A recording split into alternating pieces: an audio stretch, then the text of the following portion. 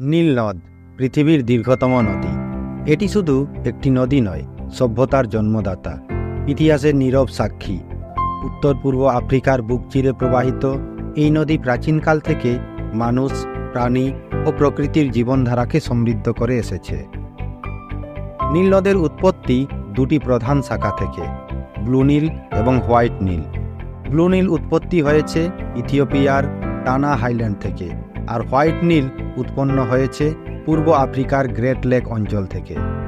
এই দুটি শাখা মিশরের রাজধানী সুদানে একত্রিত হয়ে প্রবাহিত হয়েছে, পরে ভূমধ্যসাগরের বুকে গিয়ে মিলিত হয়েছে।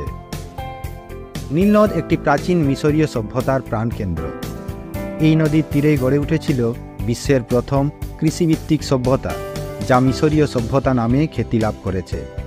নীলনদের বন্যা উর্বর পলিমাটি মিশরের কৃষকদের জীবনকে সহজতর করেছিল।